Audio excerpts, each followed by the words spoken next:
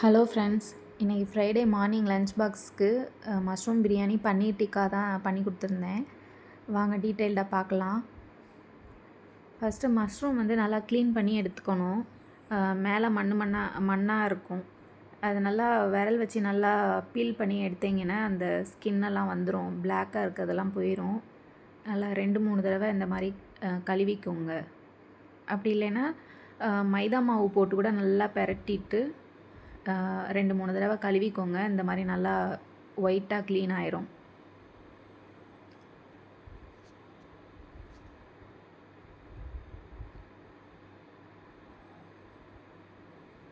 Mushroom cut பண்ணிவிட்டு பெரிய வெங்காயம், தக்காளி, புதினா, கொத்தமல்லியும் எல்லாம் கட் பண்ணி வச்சுட்டேன். இப்போ பிரியாணி பண்ணுறதுக்கு 2 ஸ்பூன் நெய் ஊற்றிக்கிறேன். கொஞ்சமாக கடலெண்ணெய் சேர்த்துக்கிறேன். கடலெண்ணெய்க்கு பதிலாக தேங்காய் எண்ணெய் கூட சேர்த்துக்கோங்க, அதுவும் நல்லா வாசனையாக இருக்கும்.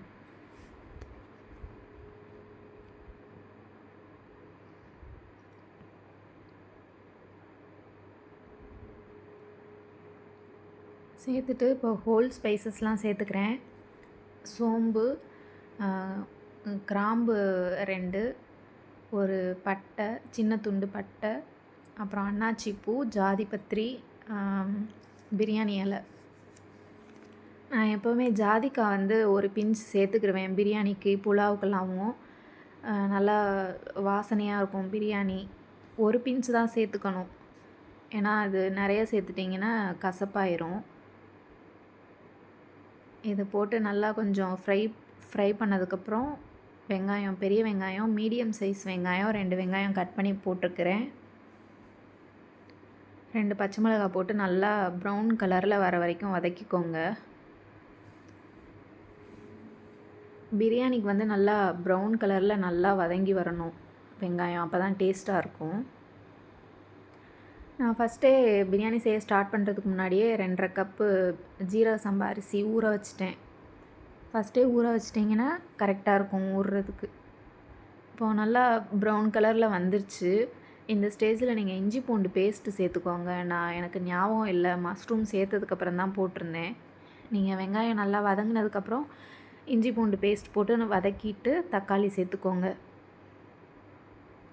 தக்காளி நல்லா மசிய வெந்ததுக்கப்புறம் ஒரு கைப்பிடி புதினா, ஒரு கைப்பிடி மல்லி இலை சேர்த்து நல்லா வதக்கிக்கோங்க.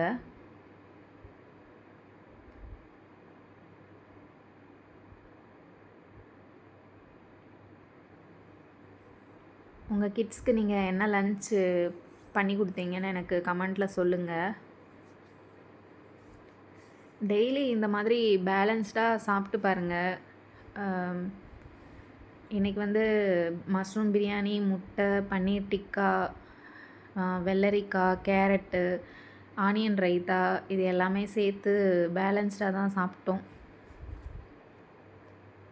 இப்போது 4 ஸ்பூன் தயிர் சேர்த்துக்கிறேன்.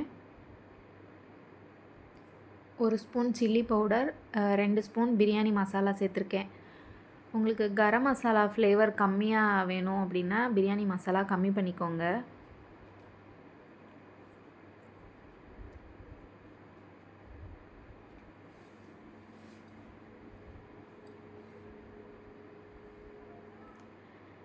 சேர்த்து நல்லா வதக்கிட்டு மஷ்ரூம் சேர்த்து வதக்கிக்கோங்க.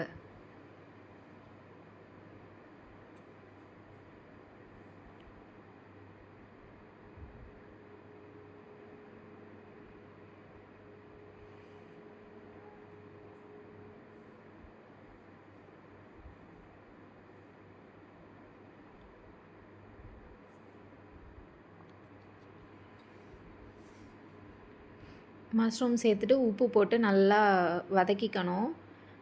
மூடி வந்து குக்கர் வந்து ஃபுல்லாக கவர் பண்ணாமல் சும்மா திருப்பி போட்டு மூடி வச்சு அது வந்து தண்ணி விட்டு வேகும். நல்லா எண்ணெய் பிரிஞ்சு வதங்கி வரும். அது வரைக்கும் நல்லா வதக்கணும். அப்போ தான் டேஸ்ட்டும் நல்லாயிருக்கும், பிரியாணியோட டேஸ்ட்டு. நான் அப்போயே சொன்னேன்ல, நான் இஞ்சி பூண்டு பேஸ்ட்டு மறந்துட்டேன் வெங்காயம் சேர்க்கும்போது, அதனால் இப்போ சேர்த்துக்கிறேன்.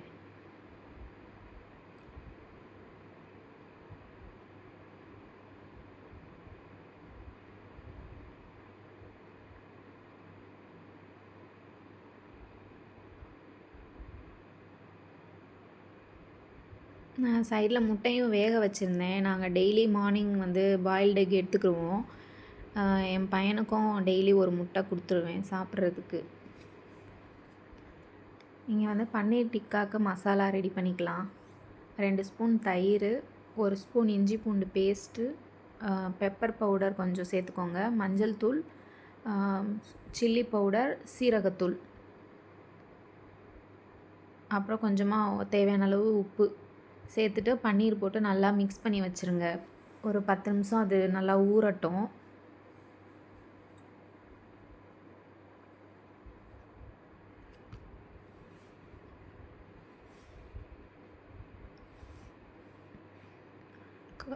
உங்களுக்கு காரம் கம்மியாக வேணும்னா கம்மியாக சேர்த்துக்கோங்க. காஷ்மீரி சில்லி பவுடர் கூட சேர்த்துக்கலாம்.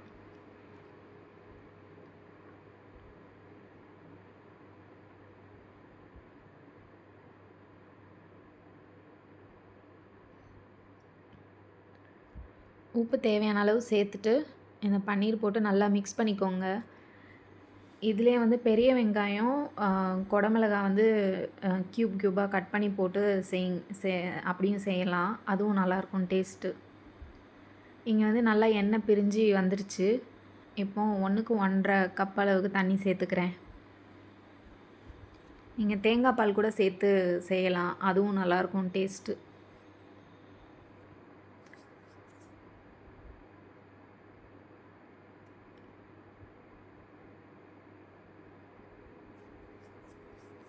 நான் எப்போவுமே வந்து 1/4 கப்பு எக்ஸ்ட்ரா தண்ணி சேர்த்துக்கிருவேன். ஏன்னா அப்போ தான் நல்லா சாஃப்டாக வேகும். குழந்தைங்களுக்கு சாஃப்டாக இருந்தால் தானே சாப்பிடுவாங்க நல்லா. அதனால் நான் எப்போவுமே எக்ஸ்ட்ரா தான் ஊற்றிக்கிருவேன். இப்படி நல்லா கொதித்ததுக்கப்புறம் அரிசி சேர்த்துக்கோங்க. அரிசி சேர்த்துட்டு மூடி போட்டு ஒரு விசில், நான் பெரிய பர்னரில் சிம்மில் வச்சு ஒரு விசில் வச்சுருக்கேன். நீங்கள் பார்த்து சேர்த்துக்கோங்க.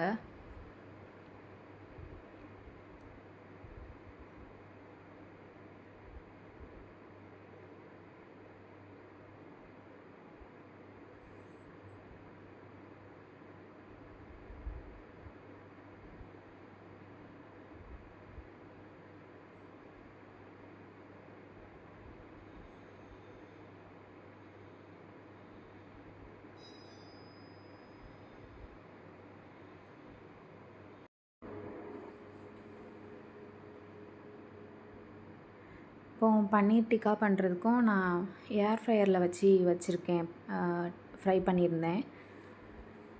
நீங்கள் தோசைக்கல்லையும் நீங்கள் ஃப்ரை பண்ணிக்கலாம்.